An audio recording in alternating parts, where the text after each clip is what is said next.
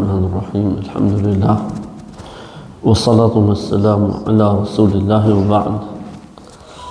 Me emrin e Allahut, të gjithë mëshirshëm të mëshiruesit, falënderim të bëjnë Allahut, mirësitë, bekimet e tij qofshin profetit sallallahu alaihi wasallam.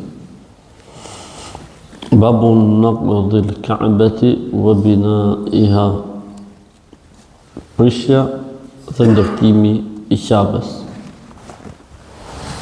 Pra Ka'bja që ne shohim sot është prishur disa herë dhe është rindërtuar disa herë për shkak të kushteve dhe situatave, domethënë klimatike dhe vjetërsisë kohës. Dhe këtu ka një gjë shumë interesante. Fakti që ajo është ndërtuar, rindërtuar, kanë ardhur gurët nga ana anës, janë ndërtuar përveç gurit Zi dhe Mekami Ibrahim, do të thotë se Ka'bja në vetvete, ose gurët e saj në vetvete, nuk është se gëzojnë ndonjë veti hyjnore apo ndonjë shejtëri kur gjë. Pra mund të hiqen këto gurët që ka sot dhe vendosen gurë të tjerë. Pra s'ka fare domethënë ndonjë kështu normë mbi njerëzore apo normë kështu që se këta janë gurë. Pra Ka'bja është ndërtuar nga me lajket për herë të parë, parë se me zbrit gjinët në tokë.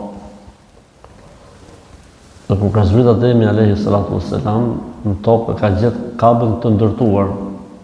Edhe gjinët e parë, gjini i parë, baba i gjinëve, se puna Ademit alayhi salatu wassalam, kur ka zbrit në tokë, e ka gjetë Ka'bën të ndërtuar. Pastaj me kalimin e kohërave është prish, pra i ka rarë një pjesë e mureve dhe është rindërtuar. Dhe i pari që ka rindërtuar Ka'bën është Ibrahimi alayhi salatu wassalam.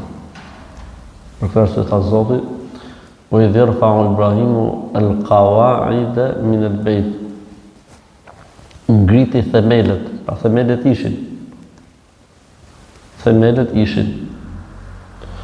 Kështu ka vazhduar deri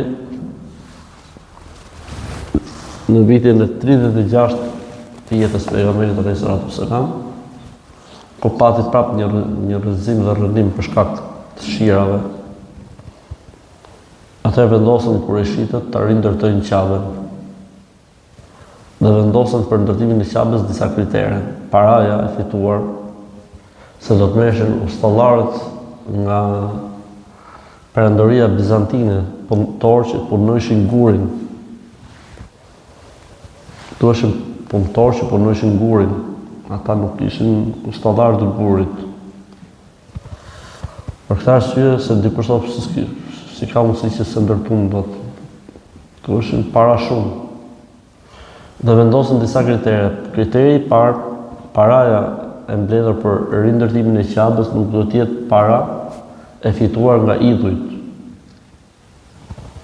Subhanallah, çfarë argumente i fortë. Subhanallah.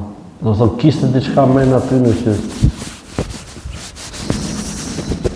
e dishin edhe që këto puna e idhujve nuk shkon. E dyta, mos jetë para bigjozi. E treta, mos jetë para e fituar nëpërmjet haramit, me kuptimin e adulterisë, imoralitetit. Mos jetë para e vjedhur, pra mos jetë morë dikujt, pra i vund disa kushte. Dhe kur u mlodhën parat që ata kishin, nuk dilnin parat për ta ndërtuar Ka'bën në formë drejtkëndshme. Se Ka'bja në origjinën e vet ka formën drejtkëndshme. Jo katror, siç është sot. Drejtkëndshme. I bon llogarit dhe dilte që ta ndërtoheshin në formë katrori. Ka'bja është drejtkëndshme. Atëherë thanë, nga cepi i katrorit, nga cepi këtu, do të bëjmë një mur që tregon se ku mbaron Ka'bja. Edhe ndërtuan. Kështu që qabja është deri ke cepi i atij murit bardh që është rreth e përqartë.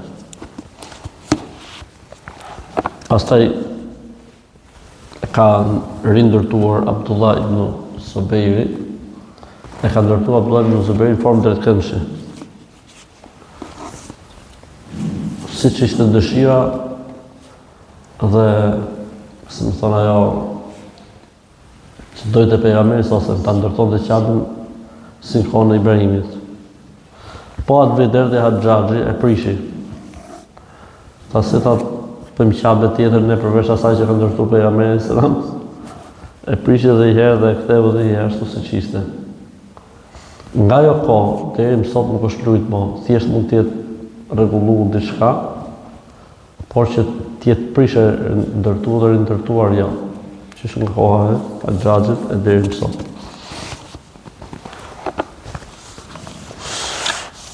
Kështu do vazhdoj qabja derisa të pezullohet haxhi dhe haxhi do të pezullohet në kohën e fundit kur nuk do të ketë më besimtar. Top. Nëna e besimtarëve Aisha radhiyallahu ta'ala anha tha: "Qala li Rasulullah sallallahu alaihi wasallam lawla hadathatu qawmiki bil kufri lanaqaddu al-bayta thumma labanaytuha ala asasi Ibrahim alayhi salam fa in Quraysh istaqsarat bina'aha wa ja'alat lahu khalafa."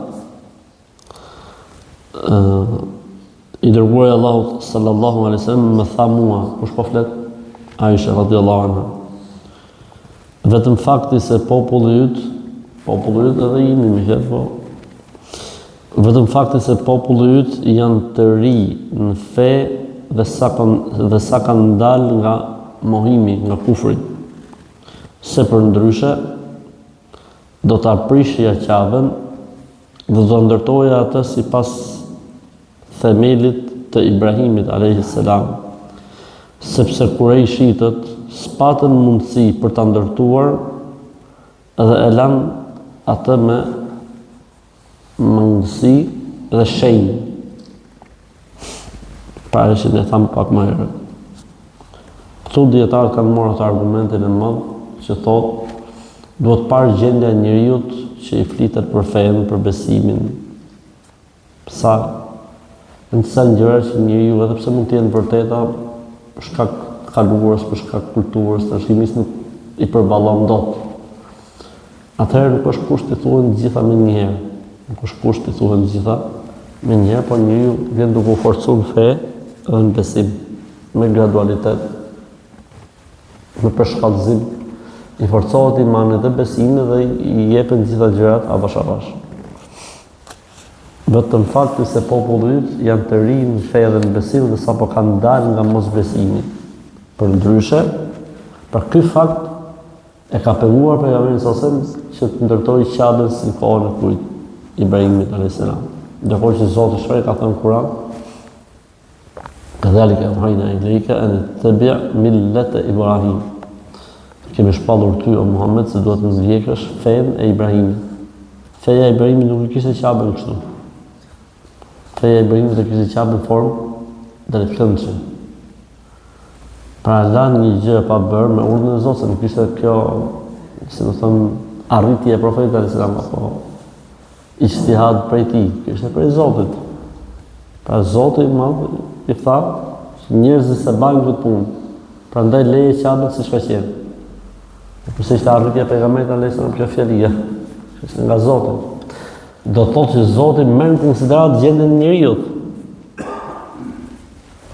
Do të thotë që Zoti merr në konsiderat gjendjen e njeriu, imanin e tij dhe besimin e tij. Dhe jo me i bot tjetër surpriza që me nxjerr prej feje. Janë disa, Zoti i fal, që janë të prirur si të bëj njerëzve surpriza, se si të nxjerrin nga Islami dhe besimi. Për lejnë nga njerëzit, alhamdulillah, janë mirë, pa fare, pa gjëre. Jo, po ta dinë dhe këtë të vërtetën. Pritën, s'është kusht me i ditë gjitha. Qëse njëri vdes pa i ditë gjitha, jep llogari e Zotit? Jo. A mund qëse njëri ditë diçka dhe e mohon, jep llogari e Zotit? Jep llogari, si që është mohues, që është qafir. Gjithashtu në besimtarëve hadithi tjetër tregon se pejgamberi sallallahu alaihi wasallam I ka thënë asaj: "Alam taray anna qaumaki lamma banaw al-Ka'bah iqtasaru ala qawaid Ibrahim?" فقلت يا رسول الله لا تردها على قواعد إبراهيم قال لولا حدثان قومك بالكفر لفعلت. Një ditë pejgamberi sallallahu alaihi wasallam më tha, kush po flet Aisha radhiyallahu anha, a nuk e ke vënë re se populli yt kur e ndërtuan Ka'bën nuk e plotësuan sipas themeleve të Ibrahimit alayhis salam. Thash, kush po flet Aisha radhiyallahu anha. E pse nuk e kthen edhe një herë në themelet e Ibrahimit alayhis salam? Tha pejgamberi sallallahu alaihi wasallam, fakti që populli yt sapo ka dalë nga kufri, nga mosbesimi, se përndryshe do ta bëja. Fakti që kthen të ri fe, sa kanë dalë nga mosbesimi, se do ta bëja.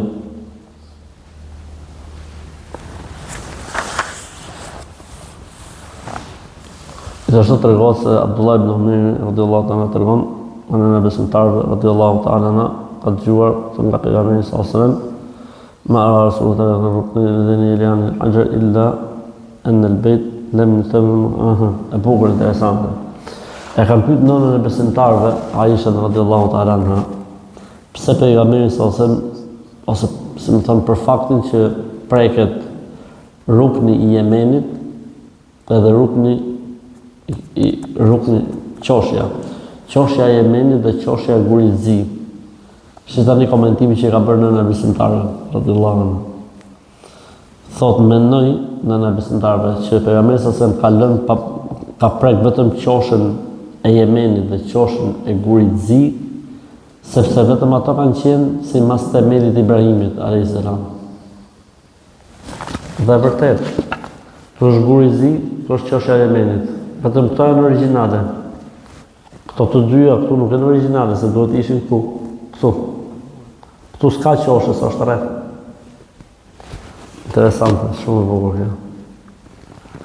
Pra nëna e besimtarëve Aisha radhiyallahu ta'ala tha, nuk e shoh që pejgamberi sallallahu alaihi wasallam ka lënë, si më thënë, I ka lënë këto dy tjera dhe ka bërë vetëm këto dy, vetëm se fakti se ato janë sipas themelit apo sipas ndërtimit të Ibrahimit alayhi salatu wassalam. Po ky është edhe hadithi I fundit për këtë kapitull. Assalamu alaikum wa rahmatullah.